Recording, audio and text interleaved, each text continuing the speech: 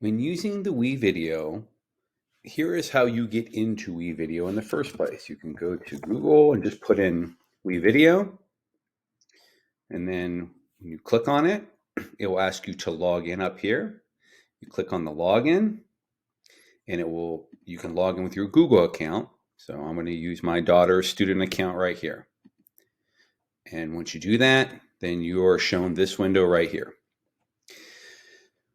To get a start, you see this create new. You want to create a new video. So you're going to hit the video and it will take you to this screen. And notice how it says my video. We want it to be specific to your project. So you're going to go to save as. You're going to name it WeVideo tutorial or whatever you want to name it. And click the OK button. And then you'll notice it says right here WeVideo tutorial now. Unlike Google, which saves periodically automatically, you have to save every once in a while. So if you do some work, then you'll want to go to here and hit the save button to save it. When you go to record information, you go to this record button and it will give you three choices: a webcam, screen, and screen and webcam. It looks like you as students only have the webcam and the screen. So webcam means it is an actual screen and you have to allow access to your microphone and all that good stuff. And so this is what it looks like. So you have your video and it's showing, this is what it's going to be recording. And you could start recording. If I started recording right here, and this is my example of my WeVideo that I'm showing to you. And once you finish recording, you hit stop and save, and it will put it here in the file, but it also automatically puts it in here, which you see right here. So if we want to play it back, this is what it looks like. And this is my example of my WeVideo that I'm showing to you. And hit. Another thing that you can do when you record is you can just record the screen. So you hit screen and you click on the screen that you want to share. And then what you're going to get is you're simply going to get the screen in front of you. So you can see I'm recording this. So I can show you how to record. I could go down to this video down here and manipulate this. So if I want to edit it a little bit, I just click on it and so the box becomes orange around it. And then I can move it however I want to edit it a little bit, because like at the very end I said something and I don't want that. And this is just recording what is on the screen.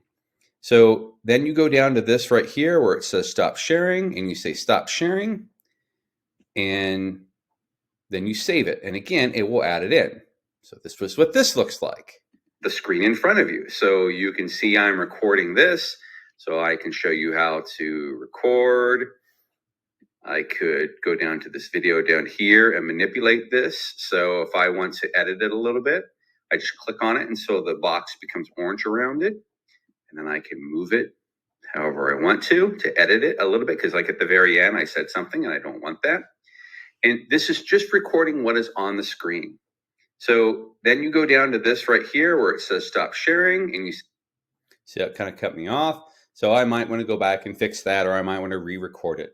If I want to re-record it, I just click on it and I hit the delete button and it gets rid of it. And then I can just re-record what I had.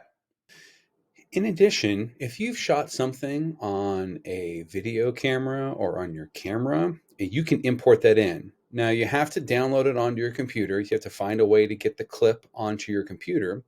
But once you do that, then you just hit the import button right here, and then browse to select, and then you try to find your, so if I go here, I have a video right here that I could throw on here, and I do that, and it automatically loads it on. And so it's taking some time to download that. And then when I want to add it to my video, I can just simply grab it and put it on there. And it's still downloading it as it's doing it. So Let's move this down here. So, and of course, you can manipulate this stuff however you want, put it in any order you want. It's got to be in an order that makes sense. But like, so I could do from right here, could go from my WeVideo that I'm showing to you. And so you see how it goes right to the next next part. But if I don't like that next part, if I want it to go more smoothly, I might manipulate the video and then move it over. And then now my transitions between them look like this. Sometimes you'll get this for preparing your preview and it just takes a moment to do it. Sometimes what I'll do is when it does that, it means that I probably need to save it. So I'll save it. So let's see here. Let's move it. WeVideo that I'm showing to you. Google and just put in WeVideo. See how that transition was a lot smoother. There wasn't the stuff in between. So you can decide how to do that and how to import things there. One thing I'm going to suggest is that you try to keep it simple, but that if you are able to get stuff done and you still have time available, go back and play with some of the things and see if you can add something that enhances the video, not that overshadows the video. For example, let's say I want to put an image in my video that has something to do with what I'm talking about. So let's say I'm making a video on how to make a strawberry banana smoothie. Well, I could import a picture. So if I go to Google and I go to images and I say strawberry banana smoothie, there's pictures here I could grab. So if I click on this one, I can save the image as onto my desktop, strawberry banana smoothie. And then when I go back here, I hit import, browse to select, and I go to my desktop where I have the strawberry banana smoothie picture right here. I click it and it will show up there. And then what you do is you just grab it and you pull it down where you want it. Now, you might want to, you don't just want to have an image, you want to record narration over that image. You just didn't want a blank image, you want to talk about it. So what you can do is, under this record, you also see import record, and then you see narrate. So let's say we want to narrate that picture and what it's doing. So if you click on narrate, it'll ask you to record. It's going to start here in a second, and it's just capturing your voice.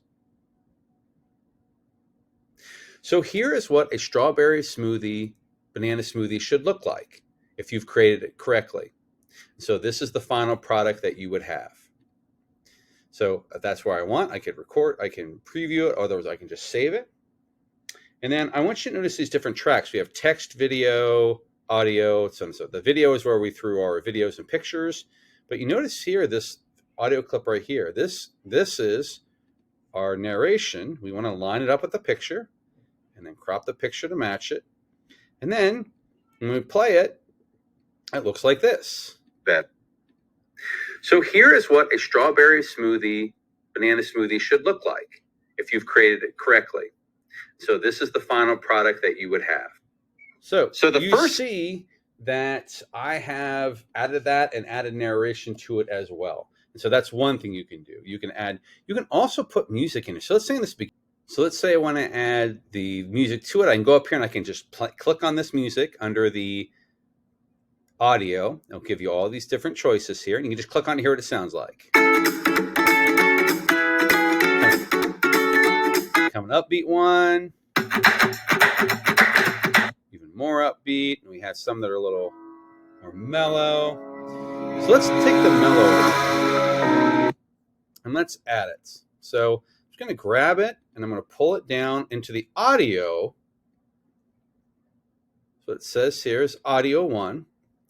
And I want it to crop, see how it's like really, really long? So I do need to crop it so that it matches. So I need to go all the way to the end.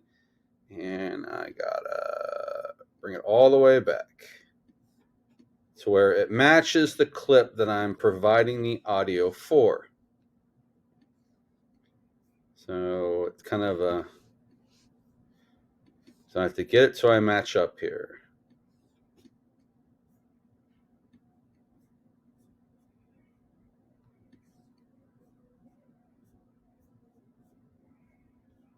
And the reason why you do that is because if you have too much, then what's going to happen is it's not going to allow you, it's going to run over, and you don't want it to do it. You want it to match.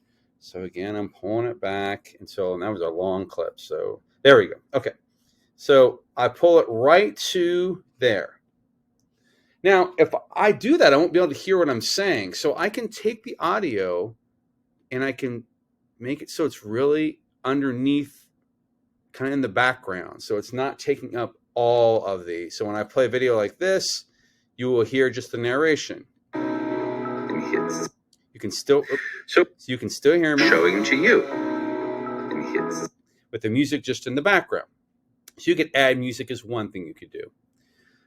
What you could also do is you could add text. However, because the plan you're on, you're not allowed to actually add any text. So you could find creative ways to add text yourself, whether it's holding up a piece of paper that talks about transition or what.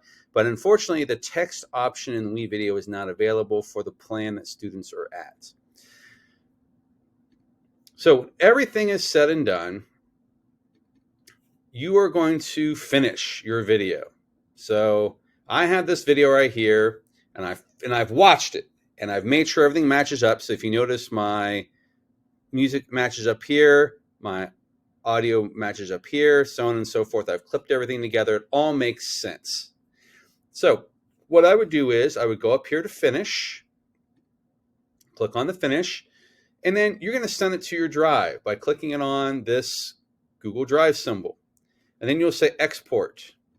And it will just, you'll see it says your video is queued. So it is taking it to my drive. And then I'll be able to access it in my drive. So if I go over here and I come to use my waffle and I go to my drive right here, you can see it's already started to put it in here. It's uploading right now. Now I got to wait for it to upload, but then I can have access to this and I could play it. So I have that available. So that's what you're going to do when you finish, is you're going to put it in here in your drive.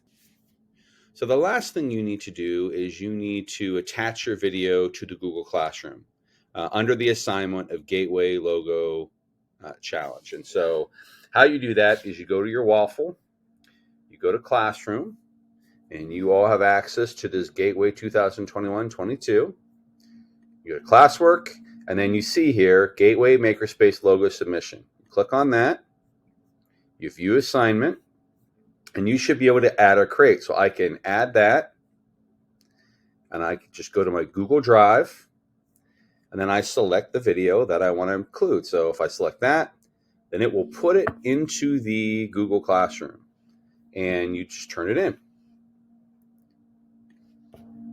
And now, as that's turned in now, and so that we'll be able to see those. And so those need to be turned into the Gateway Makerspace Logo Submission under the Gateway. And then what we're going to do is we're going to have an authentic audience of the